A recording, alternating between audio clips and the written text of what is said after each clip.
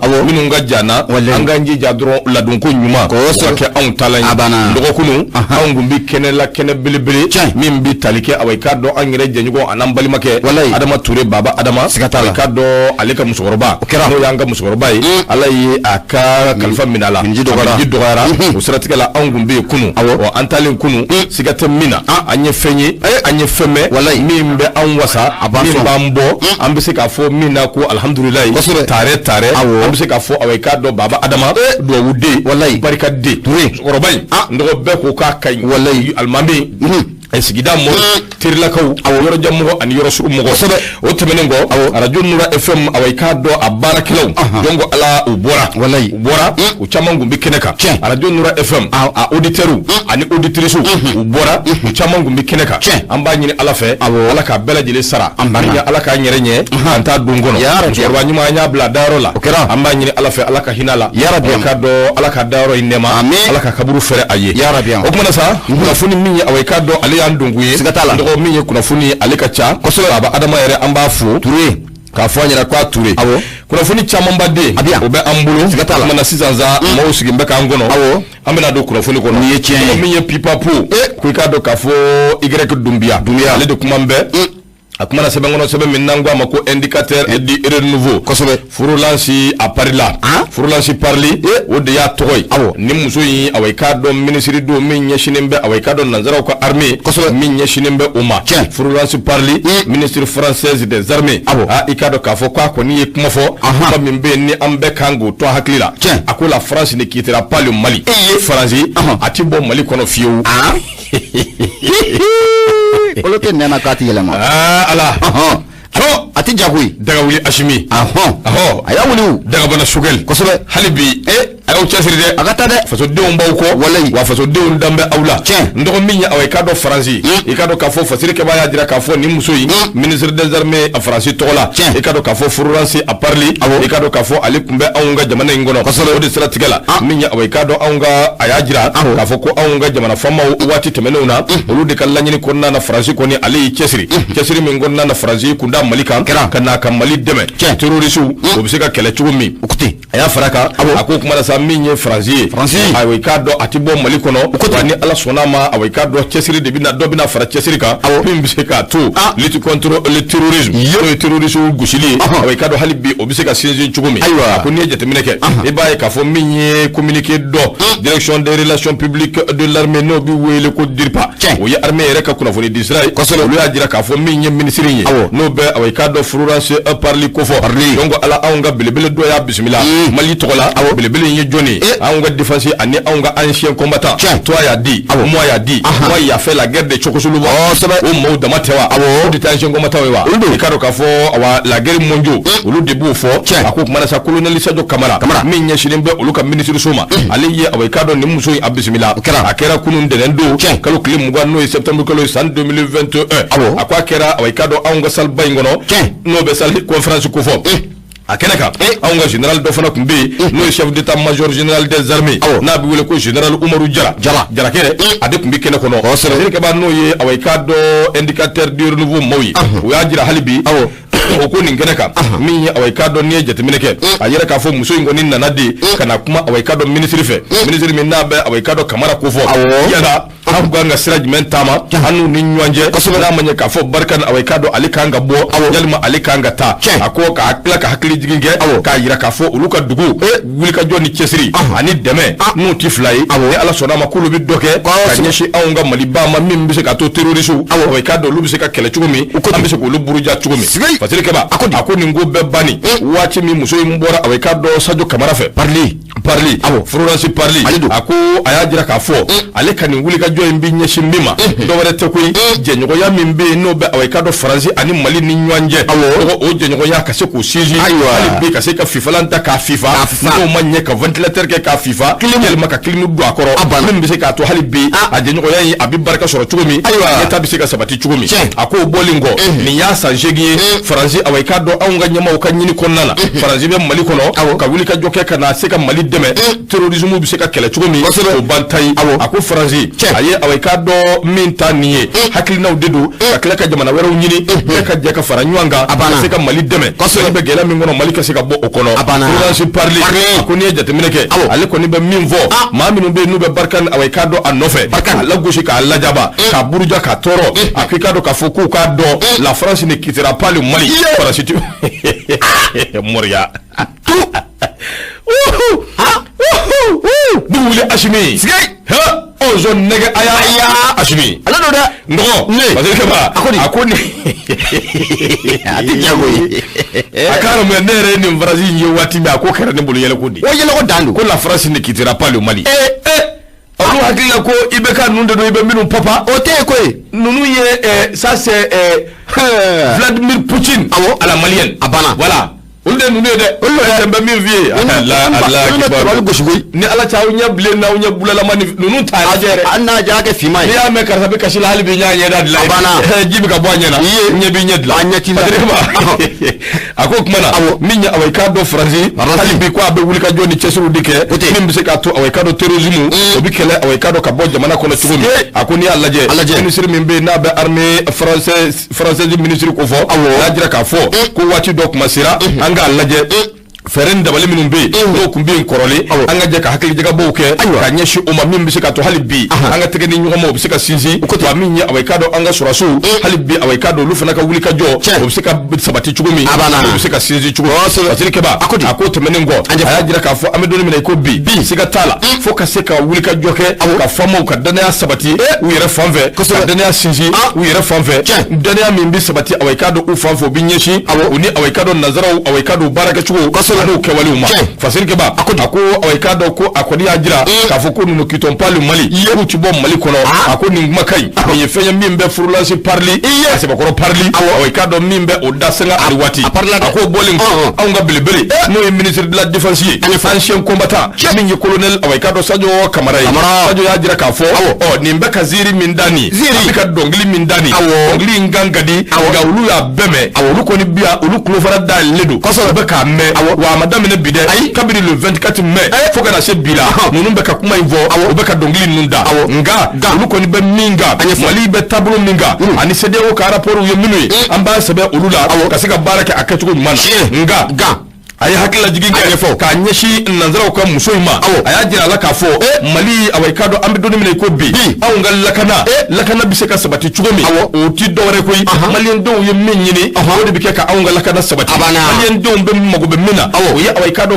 faso ka basgi ko so ko de ngal lafia o fe min be no bi se ka ke sire ko o soro ko o ke angol ko no feye awai kado lu ko be wuli ka jodi ke ko chesiri min bi se ka to awai kado o bi soro siratika kelena minya aw nga awai do Sadio Kamara aya jira musoyi na tuguni ka faye ko awai ka do hakilna min bolula mission du de ko do mission min di uluma de ko do mission min kalfa ulula ale refana de wala nyama ye mission min kalfa lila ani premier ministre mission min kalfa lila ale bo de bara o bole ngoy min yi Wagner ko kumai Wagner be irisula ka ka ma ko fele ngofo minu ka gana Allah kana ko kuma be sina fam befe ministre Kamara aya funyana ako awai ka do le ministre Kamara estime que le Mali n'a pas d'accord à dévoiler concernant ses programmes militaires à d'autres pays. Abana. Est-ce que Kamaunga Tchea Kumau, Gundo Kumau, Otifo, Sia Sirafe, Anim Ganga Mine Minge, Aungo Boanda Kato for Jamana, where Abada Obana, O Maliku Kunui, Obana, Abimalite, Otebi, Habadalis, Obana Kanaka Frazide, Ye Nakadi, Ukachendo, Francois Mitera Doa, Mitera, Uben Degulu, Degul, Alawili, Ukashulawili, Andafai, Atefo, Abada, Atefo, Amindo Ambo Dongawo, say the Tayadro, Abana, Alakani Sababe, Fafrika, ako ofolimgo ako awaikado aun digayere mohoroya odeba aun bulu nous sommes libres de nous sécuriser aun yere kalakana aun libérer lendo anga yere lakana tugo min gadi aun ye sabula aun hakila ka fo ni anga lakana kanga tabe sala mi ve ode fenye femini aun de bob abana ako kuma na sa nya awaikado ningera watila wati min ngunu kuma barka buane do kosoba razibita razibitu nimbita yambe nimbiketa kuma chali do kosoba fasiri fle igere ke dumbia aka fasiri do l'indicateur de renouveau aka bidon boli ibunya bala Nema boya a diyara n ye kolo tɛ nɛn kɔni na k'a fɔ ko a tɛ yɛlɛma wele ko Asimi wa ni ma su gosi mun ye ɲɛnamaw tɛ siri n ye wele ko Asimi awɔ colonel Asimu bisimila lajɛ n'o zone dangereux dɛ awɔ Allahu akibaru an b'u kɔ siga t'a la Mali sɔrɔdasiw an y'an kumakan mɛn an ka wuli an ka na malo Mali sɔrɔdasiw an y'an kumakan mɛn an ka wuli an ka na malo an ka maakɔrɔw ye wale min kɛ an ka wuli an k'o bato Sunjata Keita o taarida Alimami Samori o taarida Soni Ali Bɛri o taarida Boubacar Traoré ayi abla auzubillahi mina shaitani rajim Emata ibia kuma ya fama bismillah Emata itita folo bio to tala mine aluteya bismillah ulubeo na aligaru nunu kuma Boubacar Traoré mata bete bangara fa media bismillah la fo tala ngata nyama ne bembolo gosiga do munye lanartie me boni aleye munye niya aboko muga ani kononto ninga be munye septembre kalo kle muga ani kelema sam bafla ani sam muga ani kele sebeningala no ye bazumana kane ale de kumale odo ako ko kunjumana Wagner ko Wagner kanga na anfenya jamana okonna ulla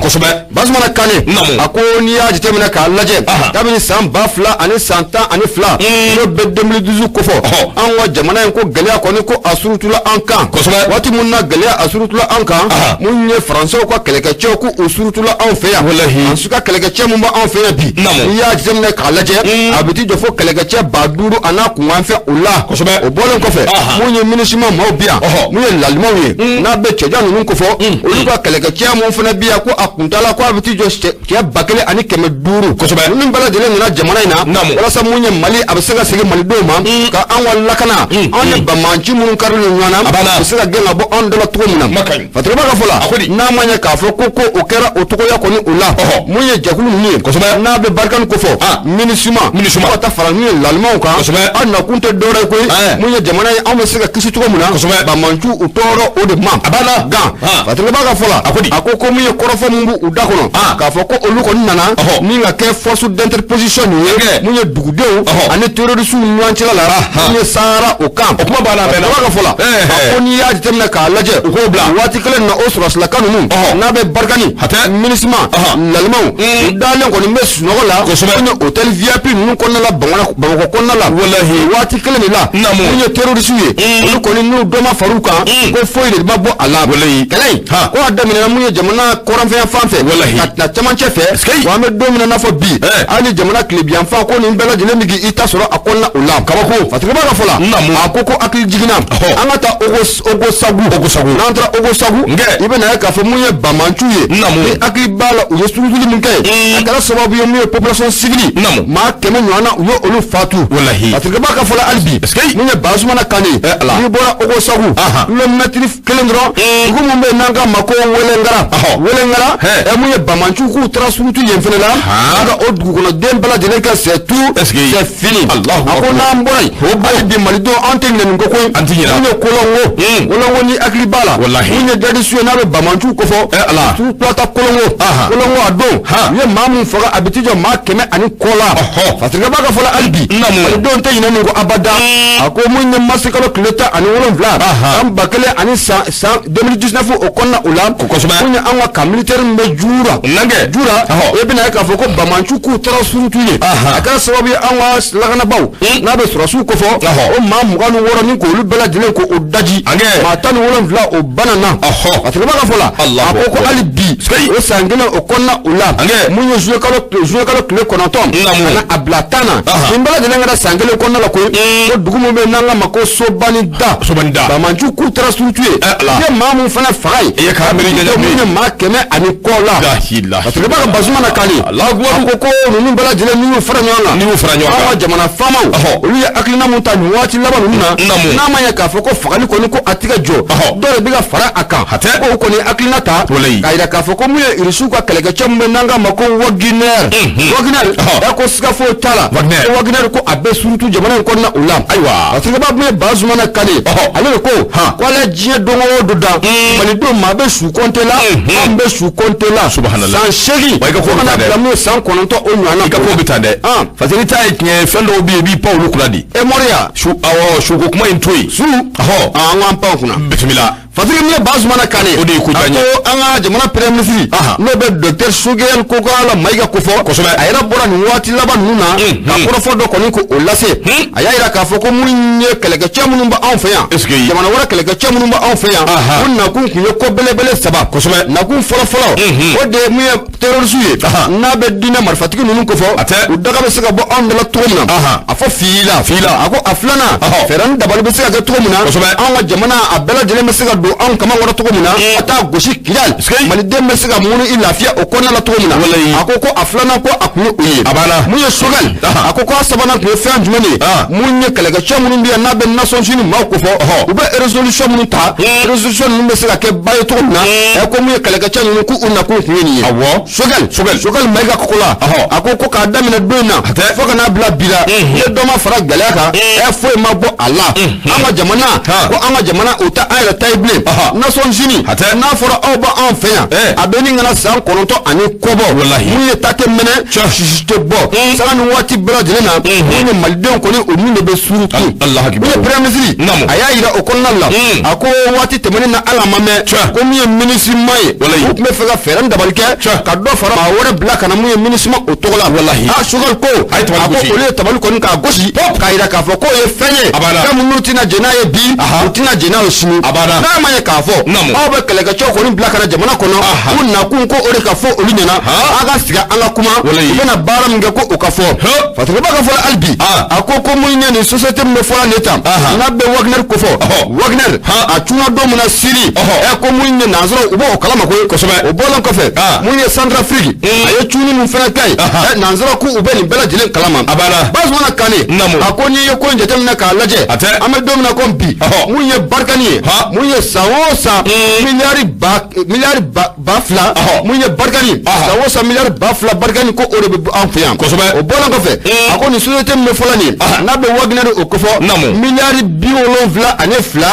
o de kan ka d'olu ma san kelen o kɔnɔna la Barkani aw ta ye miliyari ba fila a ko malidenw anw de kan ka sigi ko nin jateminɛ sisan yɔrɔ jumɛn nafa o ka bon an b'o ɲininkali tobi ko o sigi malidenw kunna Fatireba ka fɔ la mun ye Bazumana Kane ɲɛma hali bi a kumana dɛ a ko mun ye 1230 milliards ni hakili b'a la loi de programmation militaire nafolo min bɔra Laji Burama fanga la ko a na kɛ k'an ka lakanabaw dɛmɛ a ko n'an ka nafolo ninnu k'olu ɲini sisan maa minnu y'a dun k'olu ɲini u ka nafolo in ka a fɔɔnɔ ani mun ye miliyari 50 ko kuma min bɛ senna sisan n'a bɛ fɔ Covid o ko fɔ ko kun ɲuman de bɛ se ka anw bali ni jɛkulu min fɔ n'a bɛ Wagner ko fɔ ko dɛmɛ ta ni k'u sɛgɛrɛ siga t'a la ɲama jɛjugu kɔ o ye ɲɔgɔn coro o ye a bɛ k'o ye dɛrɛ musow ka maa mun bɛ yen ni ministre kɔrɔ o don o yɛrɛ kɔni ye hakilinata yira ko in na ko an bɛ don min na ko bi Faransi bɛ ka kɛlɛ mun ta ni ŋaniya mun ye farafinna jamana dɔw ma k'i bɛna ye k'a fɔ k'u ŋaniya jɛlen tɛ ko ye aw bɛ na anw ka farafinna jamanaw la ka n'u ka nafolo mugu a cɛ ka taa n'a ye tila ka gɛlɛn tɛ k'a ta ka se mun ye jamana kɔnɔdenw ma k'o ye fɛn ye ko a tɛ bɛn bi wa ko a tɛ bɛn sini Fasiri kɔni dɔ sɔgɔmada in na an y'a sama ka bɔ mun ye layɛlɛti kɔnɔna la Bazumana Kane ale kalimukalatigi ɲɛmaa bonya o b'a la Bakari Traoré bɛte bonya diyara n ye n b'i fo k'i waliɲuman dɔn i ka wulikajɔ n'i ka cɛsiri la min ye awa i k'a dɔn an baarakɛɲɔgɔn dɔ bɛ yen n'o ye Ibusi ye Ibusi ye kuma dɔ fɔ n y'a ye a ka intervention dɔ kan jɔnko Ala a y'o min fɔ n'o don kuma caman tɛ nin na koyi ni bolonɔ bɛ se ka k'a la cogo min a ka teliya bolonɔ ka kɛ a la n dɔgɔ maa minnu b'a la ko an ka sɔrɔsiw k'u dɛsɛra u tɛ jamana in dɔn a kana k'u kɔnɔ ko Mali dan ye Bamakɔ dɔrɔn ye Mali in ka bon o ye bonya dan ye i b'an ka jeunes bɛɛ cɛ k'a bɛɛ fili sɔrɔsiya la n dɔgɔ lakana in ka sabati baara don sabu anw ka cɛdenw ka ca o bɛɛ tɛmɛnen kɔ ka bɔ yen min ye awa i k'a dɔn dunan minnu nalen bɛ anw fɛ yan ka na anw dɛmɛ o bɛ ɲini ka maa ba tan bɔ a ka ca anw ka dugukolo sanfɛ o bɛɛ la lakana dɛsɛ bɛ ka sabati a bɛ ka jɔ sɔrɔsiw dɛsɛra u ma dɛsɛ nin ye kuma wɛrɛ ye n dɔgɔ n'a ka di u ka fɛn wɛrɛ sɔrɔ ka fɔ nka Maliko y'anw ka ko ye n bɛ min f'i ye min ye Ibusi ye a ko Wagner o min kuma bɛ ka fɔ n'o ye awa i k'a dɔn isilakaw ka fɛn ye a ko maaw hakilila k'a fɔ ko jɛkulu do ten dɔrɔn min bɛ kɛrɛfɛ ten ainsi de suite k'o tɛ dɛ ayi Wagner irisiw do dɛ sabu ni n'u bɛna contrat signer o ka ko irisila cɛ in de y'a fa tɔgɔ Ibusi n bɛ tila k'a sɛgɛsɛgɛ a ko irisila olu ka ministre de la défense o de bɛ papier signer ni n'u bɛna baara kɛ o de b'a signer donc ça veut dire que la Russie est engagée a banna donc n'o de do a banna a ko ka tila donc do papali jugu an gulo kɔrɔ an bɛ taa ka bɔ yen dɛ an n'aw ti baara kɛ bilen dɛ la France c'est désolidarité donc do a ko ta misɛnnin ni mankan n'a don ta bɔ dɔ kɛra n'i ma tu gosi i t'a kɔrɔ ko dongo wallahi ninnu filɛ ka nin baara min kɛ nin ye nin ɲɛna dɛ kosɛbɛ wallahi ɲama Blackwater mun filɛ nin ta an ko Blackwater de kɛlɛkɛ jɛkulu dɔ fana de ye min ye nansara a b'u bolo bon problème y'o de ye quoi n'i y'u wulilen u y'a dɔn min bɛ sen na u b'a dɔn furulasi parli ma boli ka na a bolila ani ta nalen a parli mun do a parli o la ne y'a f'i ye n ko cɛ in ti kuma ale ma ɲi Hachimi ti kuma mais Hachimi il est dangereux dɛ ale ma ɲi dɛ Hachimi ti kuma mais il est dangereux très dangereux voilà i b'a dɔn anw bɛ se k'a tɛgɛ minɛ yan Asima ka bonjour d'a ma a d'a ma i sigilen yan ko n bɛ ka bonjour ɲini ka bonjour d'a ma ou bien i tɛgɛ bɛ minɛ ka don a kan sa parce que ale filɛ nin n'i y'a tɛgɛ sɔrɔ hali nɛgɛ haya min b'a bolo a dɔ bɛ yɛlɛma i la parce que ni nɛgɛ haya kun tɛ o don hali jagɛlɛya mun b'a la fɛnɛ o fana bɛ falen ja ka gɛlɛn dɛ awɔ ça fait ale ma tubabu ninnu yɛrɛ de kɛ fɛn ye quoi ayi ɲɛma Faransi bɛ wo ci la RFI bɛ yan fɛ France 24 bɛ yan fɛ u ka escroc nakari min bɛ RFI mun kɔnɔ yan u ka journaliste ninnu olu fana bɛ kule wo mankan kolon ci la yan fɛ n'a bɔntɔ don Hachimi yɛrɛ t'a dɔn ko dugu jɛra a banna baara ka ɲi ɲɔgɔn bɛ taa i k'a dɔn n'an y'o bila min ye Bisiri Sɛnbara an b'ale ka fasiri ta Bisiri y'a jira k'a fɔ min ye awɔ i k'a dɔn sigi ka fɔ min bɛ yen n'a fɔra ko awɔ i k'a dɔn o bɛ ka labɛn anw fɛ ani jɛkulu kelen min bɛ se ka fara ɲɔgɔn kan min bɛ se k'a to awɔ i k'a dɔn min ye awɔ kalataw bɛ labɛn i k'a dɔn k'a fɔ M5 RFB min ye awɔ i k'a dɔn fanga siramatɔ maaw u kɛn bɛ k'olu sɛbɛkɔrɔ lagosi sabu u y'a jira k'a fɔ fanga siramatɔw bɛ ka dabolo min ta nin ye o ye ko ye ko min n'a ni sababa bɛnnen tɛ a bɛ waati dama dama bɔ ɲininkali in bɛ sen na donc ala min ye awɔ i k'a dɔn assise nationale n'o ye an ka jɛ ka sigi ka fɔ kɛ ani i k'a dɔn organe unique de gestion kalataw bɛ se ka labɛn cogo min jɛkuluba kelen fɛn i k'a dɔn k'a fɔ a kuma in a kɛn bɛ ka babaw tigɛ ni ka kobaw tigɛ a kɛn bɛ sababu ye kumakanw yɛrɛ carilen bɛ awɔ i k'a dɔn fan caman fɛ hali salonbaw kɔnɔ sigikafɔw sigi maaw de bɛ sigi ni ka nin baroda in awɔ i k'a dɔn k'a sigi a k'o de tɛmɛnen kɔ ka bɔ yen i b'a ye k'a fɔ min ye awɔ i k'a dɔn dɔw bɛ yen olu kɔni y'a jira k'a fɔ ko in awɔ i k'a dɔn ko a ka ɲi nka dɔw fana bɛ yen olu kɔni y'a jira k'a fɔ ko nin tɛ nin kɛ waati ye wa i k'a dɔn k'a fɔ ko a ma ɲi cogo si la olu minnu bɛ k'o fɔ olu ye opposants de ye n'o ye fanga sinamatɔw ye a ko awɔ i k'a dɔn M5 RFP a fana kɛn bɛ ka wulikajɔ kɛ awɔ i k'a dɔn olu de nɔfɛ ko n'i ye jateminɛ kɛ déclaration min bɛ yen ni awɔ i k'a dɔn a bilala kalo tile 16 n'o ye septembre kalo ye san 2021 a ko jɛkulu min bɛ yen n'o bɛ mouvement du 5 juillet rassemblement des forces patriotiques M5 RFP n'a b'o kofɔ o kɔni y'a jira k'a fɔ ko awɔ i k'a dɔn olu ye nin ko in lajɛ ɲɔgɔlɔnbɔ ani tulonkɛ sabu min ye awɔ i k'a dɔn septembre kalo tile 13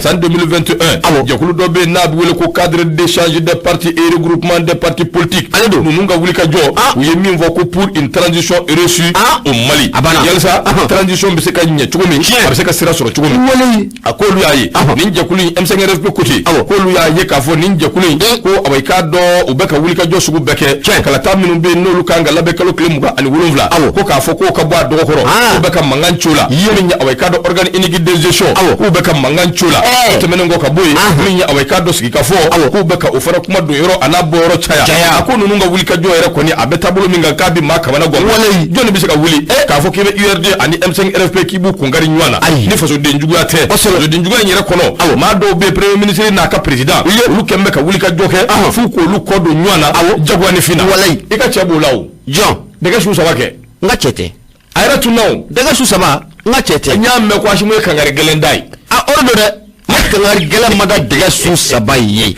a tun na o a kɔni fɔlɔ a kɔni tun ka sumara walayi ale kɔni ye barikolankolo nin ye barikolankolo fasiri kaba a ko nin min filɛ nin ko nin ye ko ye ko min n'a bɛ ka maaw kamana gan walayi nabi ma dabali ba M5 RFP o ya dira ka fo o ka do chugodi ma bi se ka wuli ka fo kibe premier ministre na ka president ko lu ko do nywana ma minum be wuli aw be fe transition ka nyesoro transition ka reçu aw be ka klatuguni ka o ka do yoro do seni ko glan ko nye yalsa aw bi se ka tne ko kan ka nya chugumi fenye femi nabi ma ka mana gwa ko nunum be ka wuli ka joni femi nunge be ka declaration minunge ni mbela jele ni afara nywanga kuma kan gelen pew haklina kelen pew transition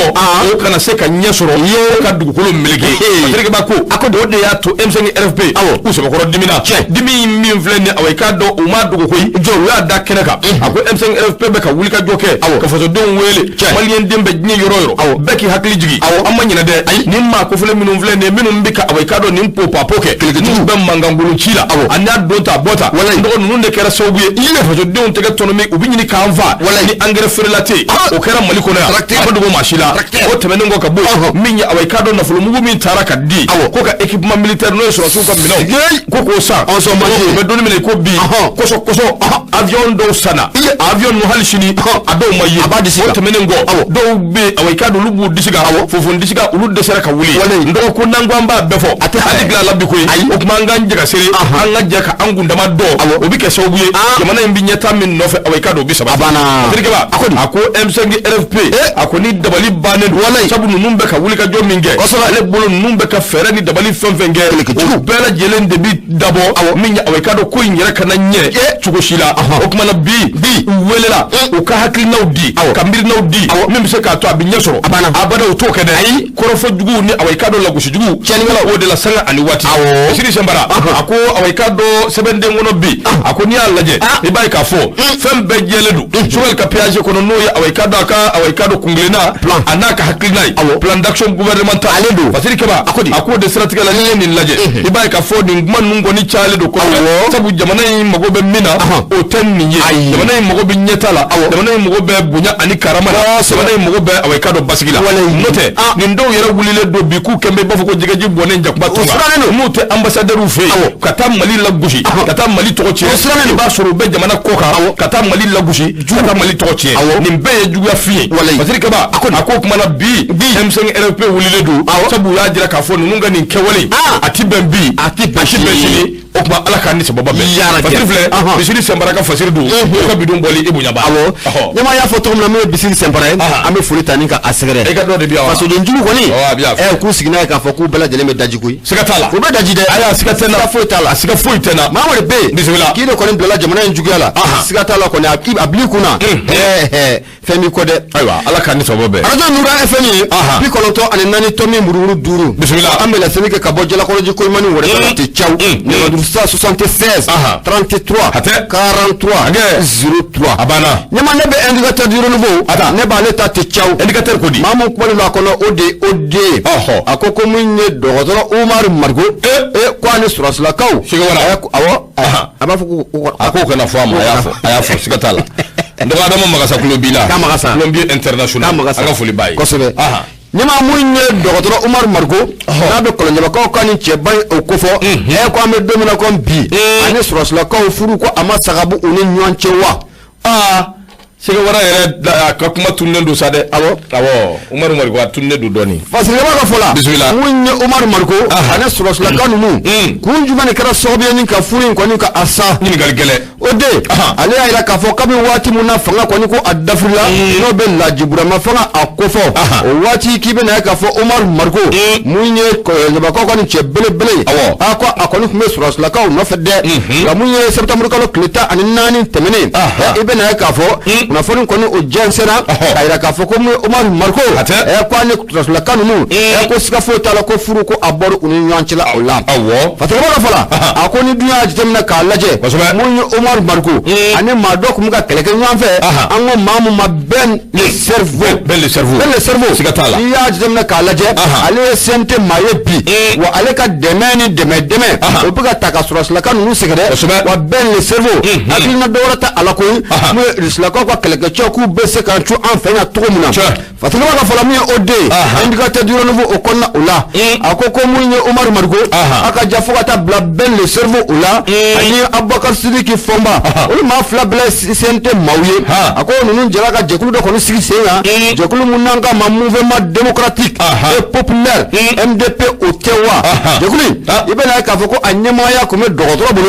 o be Omar Margo na abo o kofo ako wati muna jekulu kono sigira senga ale ministre do be di no ministre de la promotion de la femme madame Waji Fune kulu bali ale rafina kumbe jekulu ale be jekulu o konna ola kosba ako do akun temene na foni koni ko atuna sebta buru kalo kleta ani konoto ayira munye ukani jekulu na be MDP o kofo ko munye bara nyogonya mo olu transition woni o che ko bara nyogonya ko abana nyama ni ngal lebe ko ola sa ko nyuma ne kra sobe ni ngab bokol bulodi nyogonya mo kumbe MDP na be Omar Margo wa jekulu kofo ani sura kanu ku ufo nyongo munye fatinga ba ode ako kibara koni osoro lu fe o re ben jira le cerveau ka kibara koni ka ayina affaire ko munye fatinga ba ayira ka foko wati do koni okera munye Omar Margo ani sura kanu koni ku usigira okumara na ba okaje kulun ko fo MDP usigira ku okumara ko kuma faratile ndore bora Omar Margo koni adda kon na la yoro ina ko Omar Margo wati munna ko ale sura kanu usigira na kumala ayi sura kanu ku nyininga ono ko aw ko chebo e jone kalata mun kan ke na be masaka kalata okufo fasalaba warada subhanallah fasika bana bola akoko munye ode wati muna okorofo na bora dogotoro Omar Margo ale dahuno ya ibe na ka fo sura ko anna kunteni yebi anna kunteni yeshini wani kuma inforote nyai fasika baka fola kabi wati muna ko okori fora akara sobe ni dogotoro ka ani chi ko soba ko dogotoro torola anyani na o sabu ga dogotoro aklina kunde dore fasika kanu nunka fo doro dogotoro ambe ko ambe feran dabalike o Omar Margo abala sira ke munyi jamana fama o to muna ako fursa ko kuma mbese na bi ko dore te ko ko ni ndoro ne do ko dogotoro ne fasika kanu fora nyango ni yoro fasika do fon ana sama ka bosso muna na indicateur du o konala ode ale kalmu kala tike ibuna obala ndogo ala kan ni sababa be halibi jamana abi basigi ndogo ambe ni mbela minya away kado wuli ka jo be ka ke fan wora fe ka away kado minya transition ala gushi fan do fe wuli ka jo be ka ke ka transition ka deme ode strategie la mimbe mindo jamana inga basigi ode ambe kulenai ode ambe haklinai ndogo minya away kado aujourd'hui kasumu tira mu bleni ngire nga judo kasumu away kado e ka doyen do de ka woni ka doyen do akashi ko dem sondu anga dem sente mandodo awo afana akakalmu kai ndo kasumu tira kasumu kumambe aujourd'hui ayi awekado fasiri ko kono ndo ningo imbora awekado keneka ene minna be lancement du mouvement génération consciente nabo ka kene nabo ko ko faso de jeunes les jeunes des jeunes maliens ni jetemine ke obajira ka fo minye malien demselu jeunes chifu ma kemo keme bi wulumvla ani korondo ana kunga fem bi wulumvla ani saba uluko ni labenedu ku sni ndwala chesri ka way kado wuli ka joke min bise ka to transition ani sababa bibbe min bise ka to transition abinye so ko so be kibara duma bele ko so be akina kay wala akay angana ke so do jirdo mo tede abana angana ke ama refe aka anga ka nyerefe de parce que ba ako mouvement mimbe no be mouvement génération consciente MGC nabo ko fo donc on tebeni ndo wuli ka joke ka away ka do lancement belebele away ka do ko buluda minye kuma falen vale conférence débat o temeni ngo ka boy o fleka ko fo ndilo wele ka point de presse do ko buluda hakilna werete jamana bi tabulo minga away ka do lu yere kungilina no hakilna mi wala se jamana kono de Mazilike ba ako minye conférence ngera yoromi obisalba de ngofo maison de la presse min vlene ndabe menna kura MP Amadou Touani Touré ale yoromi ndi journaliste ma fosa billahi malikana lillahi kana law Mazilike ba akira ako nunu minum vlene ne jatamine ke jama de bola iko awekado lahara bolo wala yoro mine ka fa de mouvement génération consciente MGC awekado ulu togola dem sem fara ma bakoroka chef fara musoka be bora ninja kulubai awekado ni jatemene ke nimblala awekado singa ama me kosobe mado de be na hakli juru chanine do robo so mbadu faso dedu jamana nganyeta o kasabati ya hakli nai minya awekado faso do jango te jenu luka kimorota soro ka yirwa anuka bara akado o kasoro fambefe ofana ya hakli nai woni do minya awekado demse nye fuseni jabi ndo no fora ibi hakli munumunu ye hakli jagabo awunga jamana ngono disiba dobe na ere yikambo jamana nyama ya nofe wati temenuna ya soro aw kadwa minya awekado maribaturu jabi awekado kafo o dengedu okuma sa minya awekado ni gawale ni no ye fuseni jabi ay ni hakli na soro wana manya ningera jagwa do conference bi kemim bi se ka to awekado hakli na ni mirna minumbe se ka lakudo abebi talika munga transition ka nye ka awekado sira soro ani awekado kunje ko nyuma abebi talike oka ako ninje kuli mouvement ya awekado wulika jonni chesiri mingera ya jira ka fo transition uluko ni basulu na do kosobe jamana ka basigi koso de unka na fasoro o de nyini todo discours mimbe ni president ni aye awekado aboka bi aye faso de umbe wele be ka laje jamana bi tabulo minga ani gela mimbe no kunjimbe jamana ma ako kuma na bi don mine ko bi fa ka laje faso de umbi yoro na manya ka fo ambe faso de ni o ale refa na faso de ale tse ka to ko wele da min no kera yalsa jamana bi se ka bonno la chugomi atse ka to ko ula sabu transition ina manya soro ndo do wele tede minya awekado jeune parce comme ulu de eshuira président la côté Hashim fara côté Hashim côté ni okuma hakilina ukai ni nunga hakilina nukai Hashim côté ni ukai ako kumana ode ya to uluko ni beka wulika joke ka mo sensibiliser ka mo kuna foni fambefe beki ka ketake mimbi se ka to jamana bi basi ako awekado lube tablo minga ko bi jongo ala wati dok masira filimi numbe no lu ya soro kofe wati temenola anga na bo flu ko no ble anga nchesiri dalsa minya awekado kokura minumbe lube se ka nya soro chugo ma dok mbe no ye Mohamed aga matuye specialist ya en ingénierie ale ajira ka fo wulika joni chesiri mingera jakulu dobe no be windi ko fo uluka wulika jo wiye jamana illara we ka laje na ye ka fo jenu ko ni ka wulika jo ni chesiri ci dogale ka transition de me kosobe yalla su bi se ka bot chugo mina ako de strategela keme jo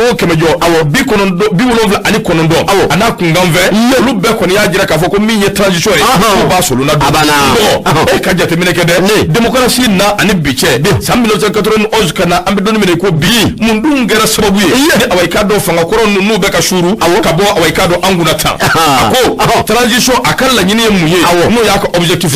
mundu ngelena jeune kanga wulika joke ka transition awekado ka deme num bela jele kuma kawye ka minum be ni awekado zumana saifu aleya awekado ida dolula ka wala ka nyefo awekado faso dewi ale reka fola transition ka nyuma atita chukoshila namma laje filikoro minum be nambi nu kono mingere so be ka jamana fama gore ka ale shuru angana bi kono wallahi ako faso dewi anga kongo bana mino bana mungongo bana minya anyireka yeko nyuma o kongo bana mino bana yiri tiga ko nyuma amago bo labi be ani kenya amago bo labi faso de ngo fara nyanga kadon dakele fe amago bo labi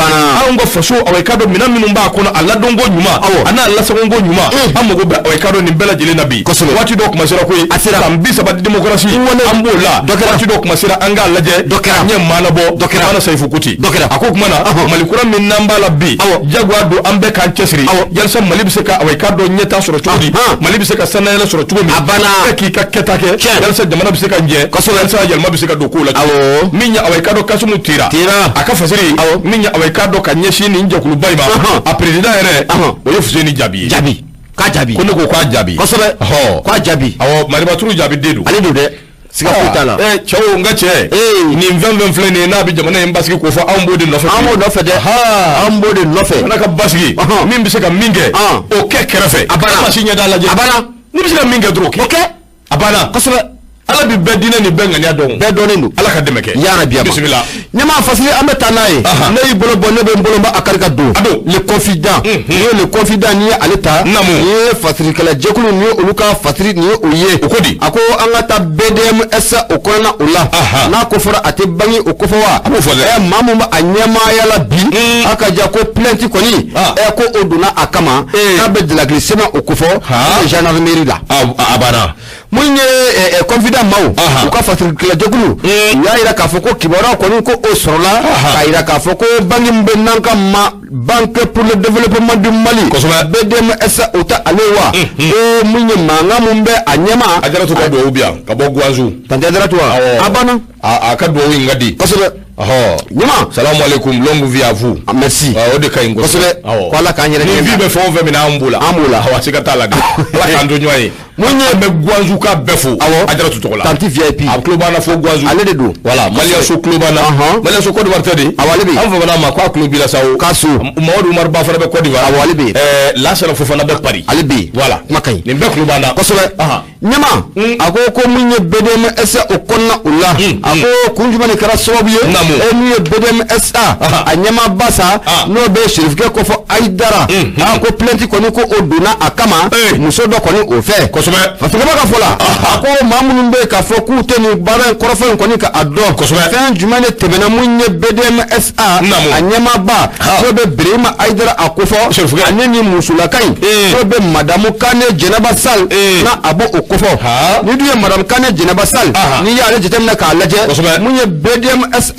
u ka mun ye bolofara mun filɛ nin ye minisiriya yɛrɛ kɔnɔna o la ko mun ye ni ale muso ye ale de ye o agence chef ye ale de agence ɲɛmaaba de ye o ye parce que b'a ka fɔ la mun ye rédaction maaw u y'a yira k'a fɔ ko waati min na ni muso kofɔlen n'a bɛ Madamu Kane Jɛnɛba Sall n'a bɛ ale kofɔ o y'a sɔrɔ a lajɔlen o don ale lajɔlen don o fɛɛrɛ ni dabali sigira sen kan mun ye musolaka ye a ka taa mun ye sɛgɛnnafiɲɛbɔ la sɛgɛnnafiɲɛbɔ mun na a kun kan ka kɛ décembre kalo tile fɔlɔ san 2019 n'o bɛ 2019 o kɔfɛ waati mun na ko a ye sɛgɛnnafiɲɛbɔ baaraw a bɛ fɛ k'o bɛɛ lajɛlen kɔni ko o daminɛ BDM yɛrɛ y'a laɲini a fɛ k'a ka tile 10 fara baara in kan koyi a ka tile 10 kɛ yɔrɔ in na musolaka in siga foyi t'a la a sɔnna kɔrɔfɔ in ma o y'a sɔrɔ mun ye musolaka in fo ka taa fara mun ye a ka adjoint kan maa mun bɛ a kɛrɛfɛ i ye baaraw bɛɛ lajɛlen sigi ɲɔgɔn kan mun ye novembre kalo tile 29 o sabu ka mun ye patron ale bɛna taa sɛgɛnnafiɲɛbɔ la banque kuma ka ca maaw ka nafolo o bɛ yen maaw bɛ nafolo ka a bɔ n'a ma ye k'a fɔ ko a ko ɲɔni b'o o cogoya la n'u ka labɛn bɛɛ lajɛlen sabati walasa mun ye fɛn minnu bɛ yen olu ma se ka fɛn mun kɛ mun ye muso ye a bɛ se ka tɛmɛ n'o ye cogo min na patron b'a ka fɔ la ko a kɛra a kɛcogoya la waati min na sa duwakun kelen yɛrɛ n'a ma ye k'a fɔ ko o farala mun ye Madamu Kane Jɛnɛba Sall kan f'a k'o kɛ baara in na o siratigɛ la sa ko mun ye ni muso kɔfɔlen i bɛ na ye k'a fɔ ko mun ye accident dɔ kɔni o y'a sɔrɔ accident o y'a sɔrɔ a kɔni taara da mun ye clinique la clinique mun n'an k'a ma ko Pasteur walasa k'a opérer den mun b'a a kɔnɔ o bɛ se ka kisi cogo mun na biti wala u ka yafa ma u ka yafa ma dɛ ni yafa deli u ka yafa u ka yafa ma ka opérer a ka lafiya bisimila u ka yafa ma koyi bisimila u ka yafa ma ayi kuma jugu a ma juguya o ko ka yafa ma yafara patron ka fɔ la a ko waati min na sa mun ye muso yɛrɛ n'a bɛ Madamu Kane Jɛnɛba Sall ale kɔni dalen bɛ farigan dilan kɔni o kɔnɔna o la ko maaw ko dɔw nana ka na tile banque tile ka n'o minɛ ka taa n'o ye a ye tile minɛ i se tɛ a bolo n'o bɛ banque contrôleur dɔ ko fɔ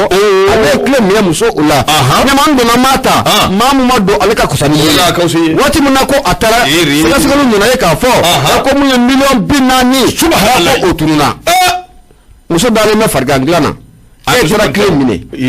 ka taa dayɛlɛ aw ko $40,000 ko a tununa wari nima waati min na ko o kɛra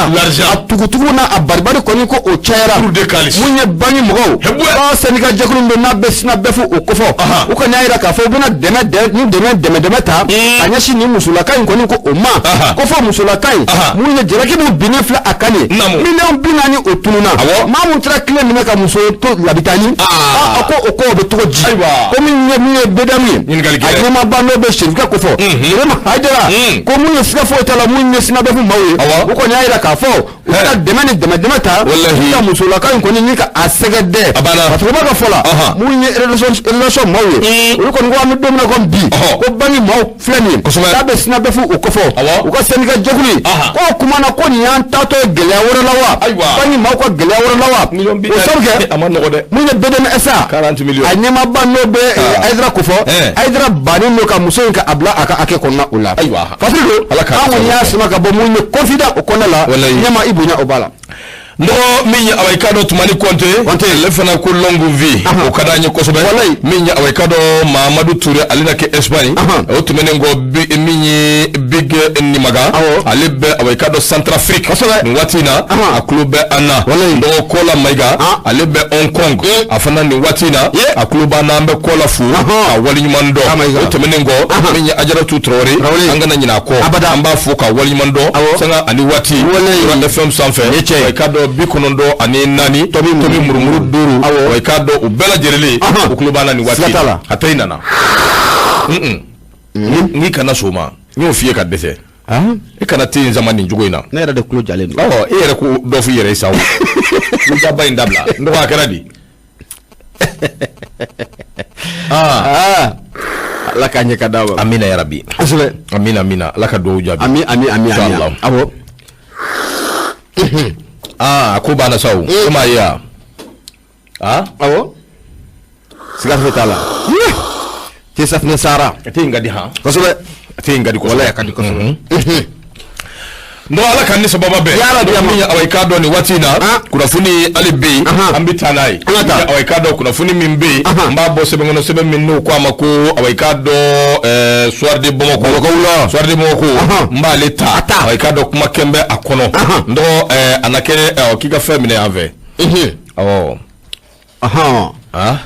nyofu la chauffeur nyofu la chauffeur akunya na bojona de sikatala akanya na bojona akbando minya awekado fasiri bitanai fasiri minimba tamba bo sebengono sebe minno ko mako sorde bo ko munu salu jakumani salu ode dabombe anga ministre muso mimbe na nyeshinembe anga sirabo ma awekado no ministre aho madam to rebe mi siraba ko wodaru muso de be ale do ministre Madina Sissoko madame Damele Madina Sissoko do la ko metri ko do aywa ako kuma na sa ya awekado Madina Sissoko do ikado ka foko abe mina munu salu de kodo promenade de santé wala ikado ka foko abodila jara ako sibiri do kalo kleta ani shege san 2021 minya awekado maubela jilenya ye ministre musui madame awekado Madina Sissoko awekado abe wulika jola fambefe kwa abe ka yala ko kata laje faso do nyegwa ni toro mimbe anga kanyeshi siraba numa ikado ka fo ni musui akamunu salu ngonnana fasiri ajira ka fo ko jongo ala awekado atado faso do mbe gelam mina faso do mbi toro mina jangote samia fe ni sanji na shurula awekado abi chugo mi awekado abi na fo okunye dugulembe anga ministre musoina ako ministre de transport ani infrastructure ako ni kani ye awekado munu salode ani awekado tlonge o yala ayo de dabo yala bafu sabu minya awekado ni temindo ikani yerebla uka note joni bi jamana ingono mi halino ya suribe avion de takatika barake oro ibado tigitigi jamana kono do mbi toro mina sirakula bella jaba mina sirakula ninganga ke minye ido dike yelma ebi take yala bafudi na laje yave kamera bi kuna abana ministre ko min de mena yana alikana o ministre ko na munu salu jakmani salu anano dabo anfa na fo jala koroji akira fo safu fo hir ta munu anana domi ana bora fobi jala koroji sirama dabne ama hera soro ay ni ko ni yala nu fina ado mission de bisoro bon maintenant au problème de ni quoi ça dire que yala bafuke na fa yala yira caméra bi yanfe itiga bi yanfe bon ningo nous ça pas d'importance bi ba yere sigile beba fie sira be position mina be abaye ko adonu wele ke dro jala ko registra nyemi amba fie madila ben be kala manyama sanduru ibe kana na ko kalotani duru ambe yini ka sanduru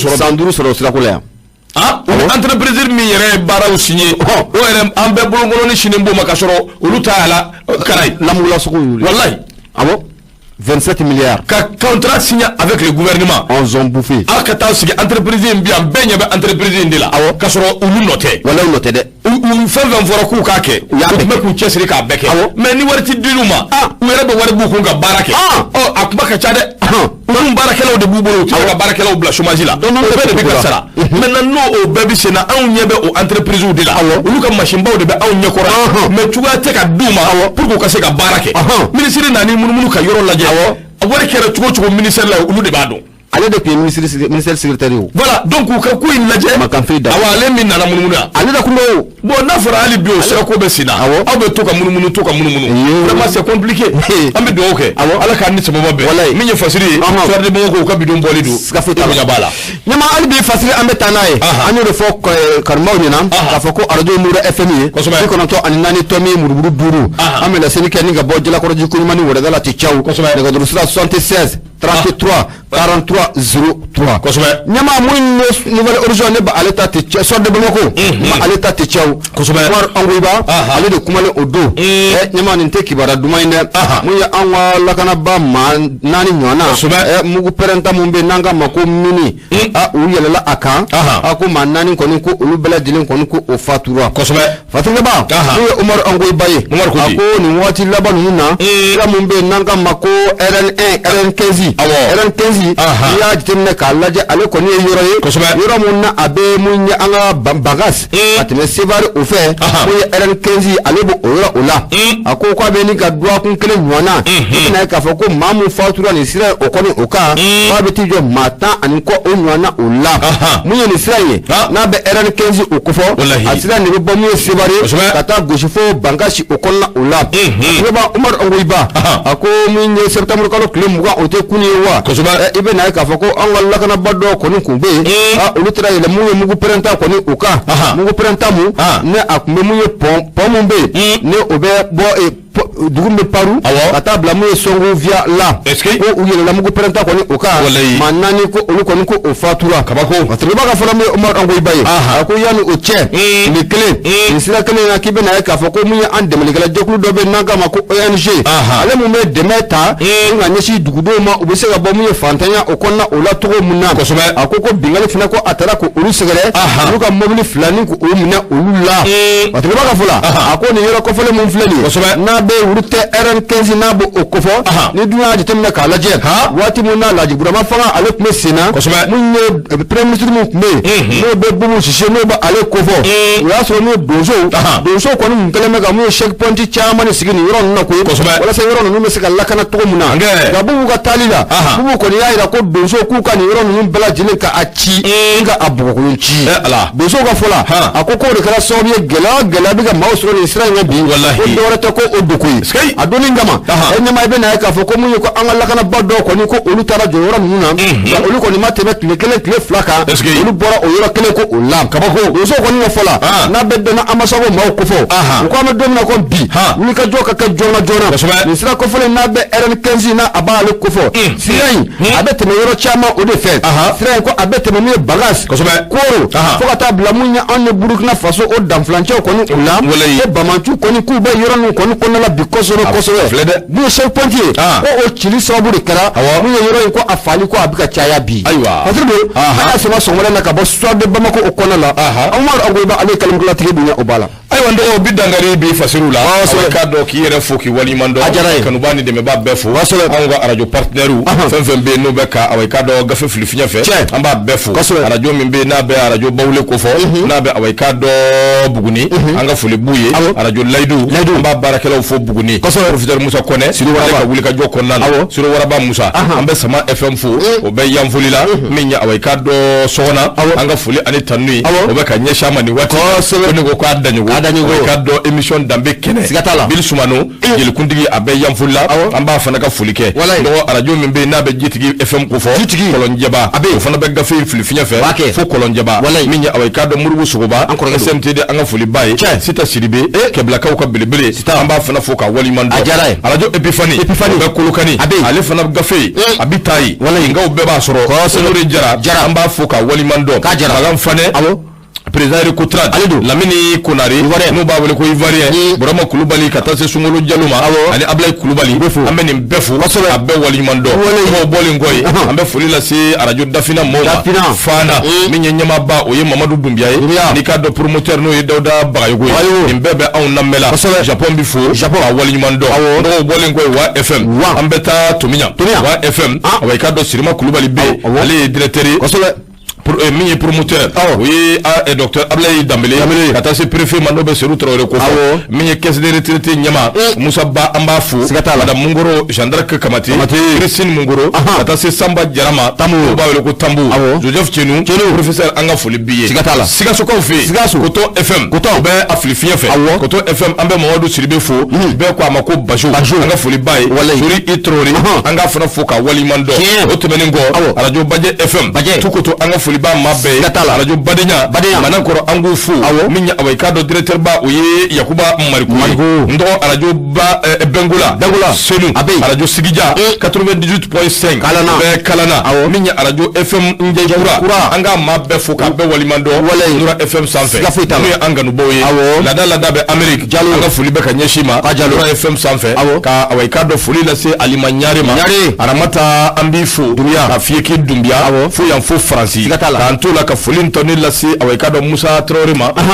a bɛ Italie Jibril Touré bɛ Italie Sori Diallo bɛ Italie Musa Touré bɛ awɔ k'a dɔn Saudiya jamana kan Amadou Bayogo o bɛ Indonésie an bɛ nin bɛɛ fo k'a bɛɛ waliɲuman dɔn radio Nura FM sanfɛ 94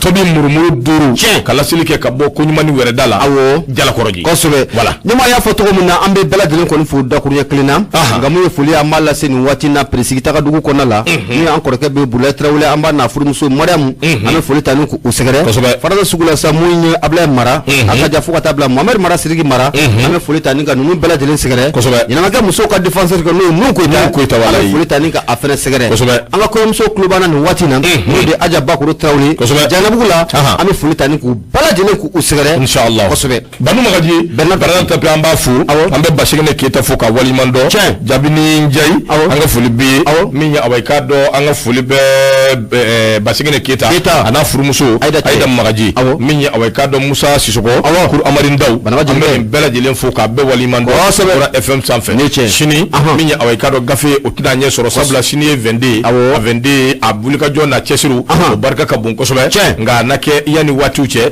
programme mana bɔ min bɛ k'a waati kɔnɔna na o fana o na ɲɛdɔn o b'an bɛɛ bɛɛ fo ka bɛɛ waliɲuman dɔn kanuba ni dɛmɛbaa k'aw bɛɛ fo Nura FM kanubaw Bala Sanogo ale tun bɛ ka jateminɛ boli kumaso kan an bɛ foli lase min ye awɔ k'a dɔn nɛgɛ tigilama Yakuba Gindo a bilama ye a ɲɛ bɛ dɛbɛdɛbɛ n'a ye maa min sɔrɔ bi Ala de bɛ far'i kan n'i y'a ye nin cogo in na dɔrɔn i b'i kɔlɔsi awɔ n'o tɛ n'a y'i gosi hali lahari t'i wuli e maa sɔrɔ ka gosi yan